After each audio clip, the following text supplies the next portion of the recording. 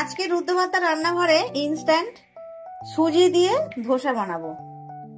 অনেকদিন ধরে ধোসা হচ্ছে, কিন্তু এখন চাল ডাল ভেজানোর সময় নেই, আর ডালের কোনো ব্যাপার থাকবে না। সেই জন্য আমি সুজি আর দেখুন কি মানে সুজির সাথে কি দিচ্ছি। এখানে 2 কাপ সুজি নিলাম, এই কাপটার 2 কাপ সুজি নিয়েছি। আর এখানে টক দই নিচ্ছি 1.5 কাপ। যে কাপেরই মাপ নেবেন, 2 কাপ যদি কোনো কিছু হয় 1.5 কাপ, মানে 2 কাপ যদি সুজি হয় 1.5 কাপ টক দই নেবেন।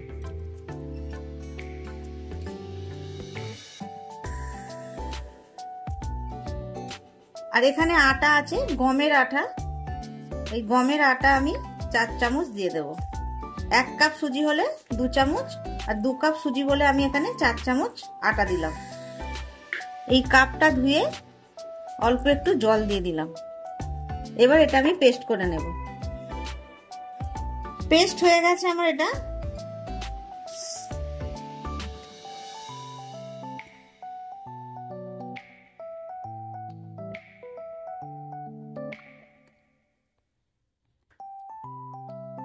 এবার এটা আমি ঢেলে নেব। এই গ্রাইন্ডারটা একটু ধুয়ে আমি এর মধ্যে জল দিয়ে দিলাম, কারণ অনেকটাই লেগেছিল তো, আর এটা অনেকটাই ঘন, সেই জন্য জলটা তো দেওয়ার প্রয়োজনই ছিল, তো ওটা ধুয়েই দিলাম। ভালো করে এটা মিশিয়ে নেব জলটা। এটা 10 মিনিট আমি ঢেকে রাখবো। তার মধ্যে আমি আলুর তরকারিটা বানিয়ে নেব। মশলা ধোসা বানাতে গেলে এই তরকারিটা লাগবে, সেই জন্য আমি তরকারিটা বানিয়ে নেব। আর এটা ঢেকে রেখে দেব। যতক্ষণ তরকারিটা বানাবো ততক্ষণ এটা একটু ঢেকে রাখবো, কারণ সুজি তাহলে কতটা কি জল অ্যাবজর্ব করলো বোঝা যাবে, আর ঘনত্বটাও বোঝা যাবে, সেই অনুযায়ী আমরা জল দিতে পারবো। তরকারিটা বানাবার জন্য এখানে আমি 6টা আলু সিদ্ধ করে নিয়েছি, খোসা সহ। আর খুব একদম মানে ওভার কুক করবেন না, মানে অতিরিক্ত সিদ্ধ না করলেও হবে, সেটা অতিরিক্ত সিদ্ধ করলে খেতে ভালো লাগবে না। বসিয়ে দিয়েছি, এতে আমি বড় চামচে 4 চামচ মতো তেল দিয়ে দিলাম। তেল অবশ্যই দিয়েছি, আপনারা সাদা তেলও বানাতে পারেন, তবে সর্ষের তেলই আমি বেশি ফেভার করি, সেই জন্য তো সর্ষের তেলটাই দিলাম। তেল গরম হয়ে গেছে, এর মধ্যে আমি কিছু ফোড়ন দিয়ে দেব। প্রথমেই দিচ্ছি আমি সর্ষে, জিরে। এটা আমি সম্পূর্ণ নিরামিষ করছি, আর যারা আজকে মঙ্গলবার বলে আমি নিরামিষ করছি, আর যারা নিরামিষ করবেন না তারা কিন্তু অবশ্যই করে পেঁয়াজ দেবেন। এটা কিন্তু পেঁয়াজ দিলে খেতে খুবই ভালো হয়। একটা শুকনো লঙ্কা একটু টুকরো করে দিয়ে দিলাম। অল্প একটু ছোলার ডাল দিয়ে দিচ্ছি। আর আপনাদের হাতের কাছে যদি বিউলির ডাল থাকে অবশ্যই একটু বিউলির ডাল দেবে। আমি বিউলির ডালটা এখন নিতে ভুলেও গেছি, আর হাতের কাছেও নেই, সেই জন্য শুধু ছোলার ডালটাই দিয়ে আপনাদের দেখাচ্ছি। অবশ্যই বিউলির ডাল থাকলে অল্প একটু বিউলির ডাল দেবেন। আবারও বলছি, এই ডালটা থেকে সুন্দর একটা গন্ধ বেরোবে।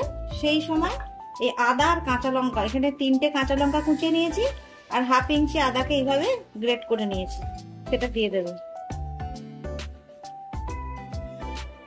কারি পাতা দেব, আর এই তরকারিতে হচ্ছে কারি পাতা মাস্ট, কারি পাতা কিন্তু দিতেই হবে। এটা আমার ছেলের বায়নাতেই আজকে করছি আমি।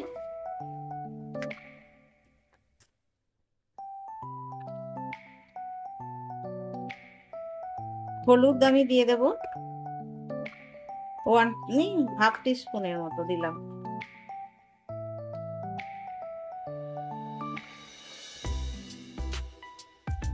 আর একটু লঙ্কার গুঁড়ো দেব অল্প করে, 1/2 টিস্পুনের কম। এতে একটু ঝাল ভাবও আসবে। আমি কাঁচা লঙ্কা ঝালের জন্য দিয়েছি, আর একটা কালারও ভালো আসবে।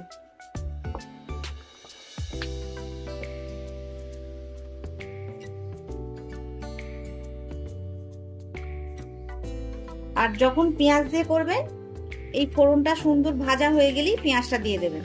আর পেঁয়াজটা লাল করে ভাজবেন না, হালকা ভাবে ভেজে নেবেন। হালকা ভাজা হয়ে গেলেই আলুটা দিয়ে দেবেন। আলুটা আমি হাত দিয়েই একটু এইভাবে ভেঙে দিয়ে দিচ্ছি। এবার এর মধ্যে আমি পরিমাণ মতো লবণটা দিয়ে দেবো। লবণটা পরিমাণ মতো দিয়ে দিলাম।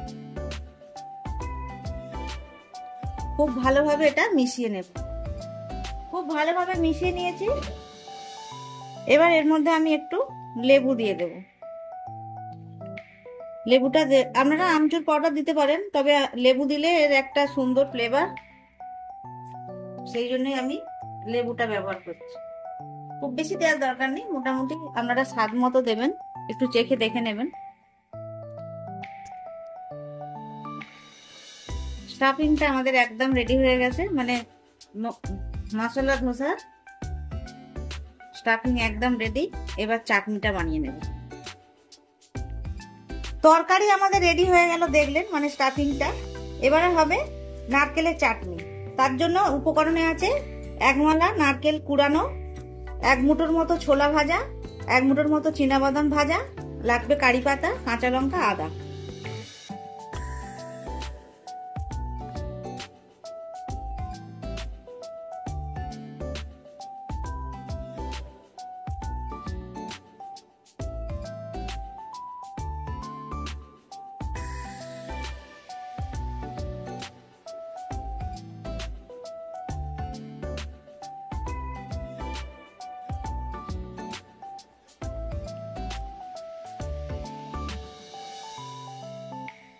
এটা 1 ইঞ্চির মতো আদা দিয়ে দিলাম। আচ্ছা, এরপরে দেবো এর মধ্যে তেঁতুলের পাল্প।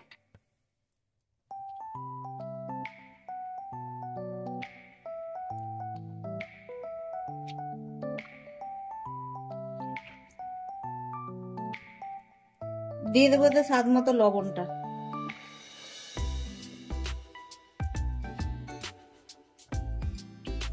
একটু জল দিয়ে দেবো, অল্প একটু জল দিয়ে দিলাম। এটাকে ভালোভাবে পেস্ট করে নেব। দেখুন চাটনির পেস্টটা একদম হয়ে গেছে, আর টেস্ট অপূর্ব হয়েছে, মানে ঝাল, টক, নুন সবটাই ঠিক আছে। এবার এর মধ্যে একটা তড়কা দেবো, সেটা বানিয়ে নেব।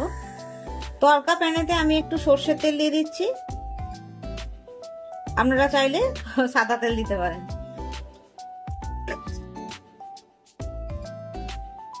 এর মধ্যে দিয়ে দেবো সর্ষে, অল্প একটু জিরে, 2টো শুকনো লঙ্কা, আর দেবো বিখ্যাত এই যে ক্যামেরাম্যানের সবচেয়ে এটা ভয়ঙ্কর জিনিস, কারি পাতা।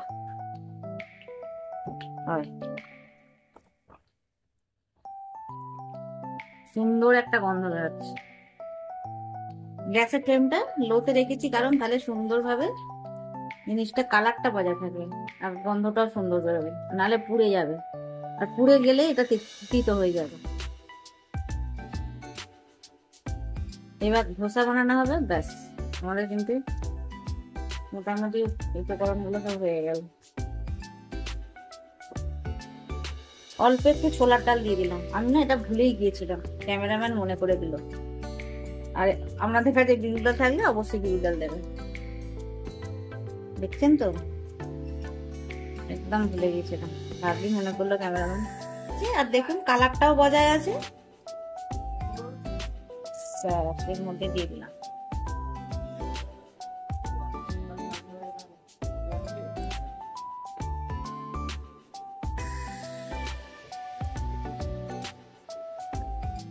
নারকেলের চাটনি একদম রেডি, খেতেও দারুণ হয়েছে। ব্যাটারটা একদম সুন্দরভাবে ফুলে উঠেছে। এবার এর মধ্যে আর অল্প একটু জল দেব, সামান্য। এর মধ্যে স্বাদ মতো লবণটা দিয়ে দেব,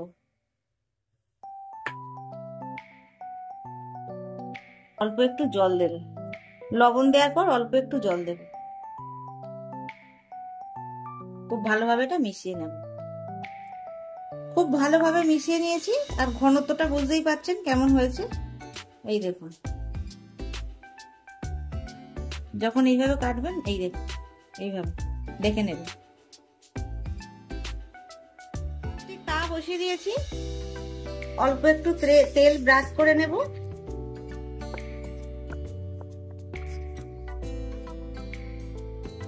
আর অল্প একটু এর মধ্যে জলের ছিটেও দিয়ে দেবো। তাপমাত্রাটা যাতে ঠিক থাকে, এই টেম্পারেচারটা যাতে ঠিক থাকে, কারণ অতিরিক্ত যদি গরম হয়ে যায় তাওয়া, তাহলে কিন্তু আমাদের আর এই ধোসাটা কিন্তু গোল করতে পারবো না, ওপর দিকে উঠে আসবে। এখন কিন্তু গ্যাসের ফ্লেমটা লোতে রেখেছি আমি।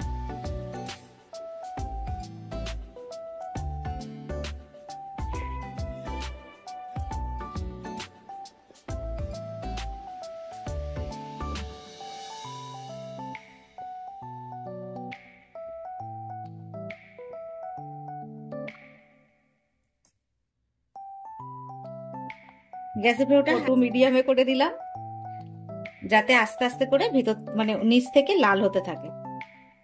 এই দেখুন সুন্দর লাল লাল হচ্ছে, আর এটা কিন্তু মানে নিজে থেকেই উঠে গেল।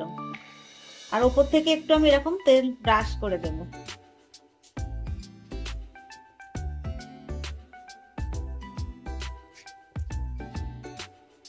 দেখি তলার কালারটা কতটা ক্রিস্পি হয়েছে, দেখছো? খসখস করে আওয়াজ হচ্ছে।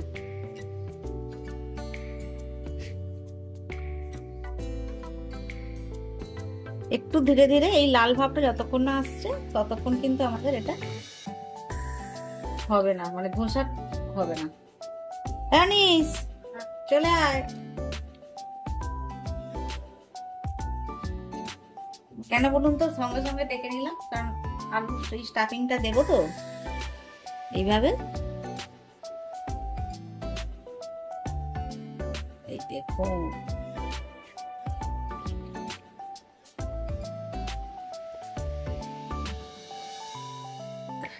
অনেক বেশি মুচমুচে হয়েছে রে, দেখ দেখ।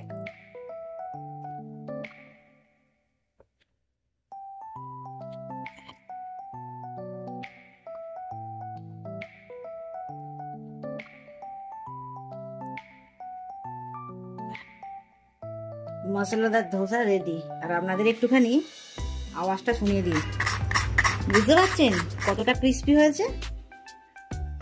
আচ্ছা চাটনি দিই, কারণ এটা গরম গরম খেতে ভালো লাগবে, সেজন্য কিন্তু আমি আগেই এইভাবেই পরিবেশন করে দিচ্ছি। চাটনিটাও হেভি হয়েছে।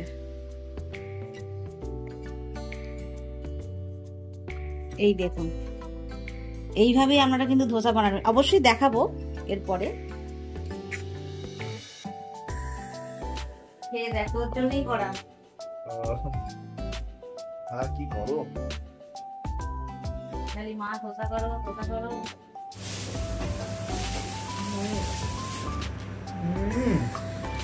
অসাধারণ খেতে হয়েছে মা, খুব সুন্দর খেতে হয়েছে। চাটনিটা কেমন হয়েছে? চাটনিটাও দারুণ হয়েছে।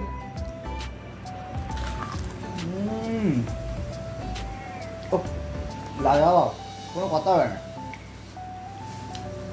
এরকম ধোসা সত্যি কখনো খাইনি। চাল ডাল ছাড়াই এত সুন্দর ধোসা হয়ে গেল। তৈরি হয়ে গেল মশলাদার ধোসা। এই ধোসাটা কতটা ক্রিস্পি হয়েছে বুঝতেই পারছেন, প্রচন্ড ক্রিস্পি হয়েছে। আচ্ছা এই রেসিপিটা যদি আপনাদের ভালো লাগে অবশ্যই বানিয়ে খাবেন, কেমন হয়েছে কমেন্টস করে জানাবেন, লাইক করবেন, অবশেষে বলি আমার এই চ্যানেলটা সাবস্ক্রাইব করবেন।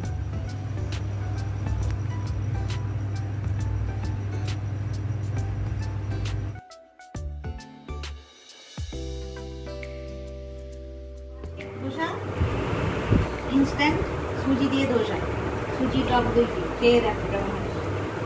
হ্যাঁ মানে এর যেন সেই সাউথ ইন্ডিয়ান ব্যাপার হয়ে গেছে, যদিও সাউথ ইন্ডিয়ান কেমন আমি খেয়েছি, তো দেখা যায় আমার মামাতো দাদারা যখন একসাথে খেয়েছি, তারা নিশ্চয়ই ভিডিও দেখছে, তারা বুঝে যাবে খেয়েছি আমরা একসঙ্গে, সেখানে খেয়েছি। এছাড়া এটাও খেয়েছি, মেট্রো সিনেমার সামনে আছে আমাদের বিখ্যাত জায়গা। এবার দেখি খেয়ে কীরকম করেছে, মনে হচ্ছে না সেরকম জায়গায় বসে আছে। আর এটা দেখলেই মনে হয় ইডলি সাম্বার ধোসা, চলো দেখে দেখি। সাইজটা কম মনে হচ্ছে, মানে সাইজটা লম্বা হয়নি। সাইজটা তাওয়া অনুযায়ী তো হবে।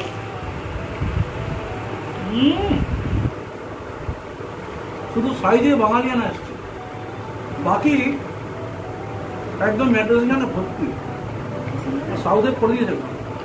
বাও যেহেতু মঙ্গলবার একটু পেঁয়াজ দিলে ভালো হতো হয়তো, কিন্তু না পেঁয়াজ দেওয়া যাবে না, মঙ্গলবার পেঁয়াজ দেওয়া সেটাই বলছি। চাটনিটা খেয়ে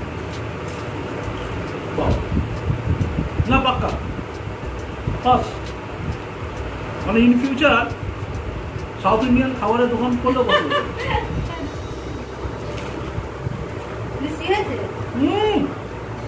আওয়াজগুলো ঘরে পৌঁছে যাচ্ছে, খচম খচম করে। দারুণ দারুণ। আপনারাও এইভাবে বানিয়ে খাবেন। সবসময় তো চাল ডাল ভিজিয়ে সময় সাপেক্ষ ব্যাপার হয়ে যায় না, প্রায় 10-12 ঘন্টা লেগে যায় চাল ডাল ভিজিয়ে মানে ধোসা বানাবার জন্য। তো সবসময় তো সেই সময়টা হাতে আমাদের থাকে না, ইচ্ছা তো হয় একটু খেতে। তো অনেকদিন থেকে বায়না করছিল, আজকে মঙ্গলবার বলে নিরামিষভাবে করি। তবে এতটা অপূর্বভাবে ভাবিনি, কারণ এর আগে আমি চাল ডাল দিয়ে অনেকবার বানিয়েছি, সুজি দিয়ে আমি এই প্রথমবার করি। তবে এতটা সুন্দরভাবে বুঝতে পারি। আপনারা কিন্তু বানাবেন, আর এইভাবে বানিয়ে খেয়ে কেমন হয়েছে অবশ্যই কমেন্টস করে জানাবেন। তো আজকের মতো এখানেই শেষ করছি, অন্য রেসিপি নিয়ে অন্য একদিন আসবো। আজকের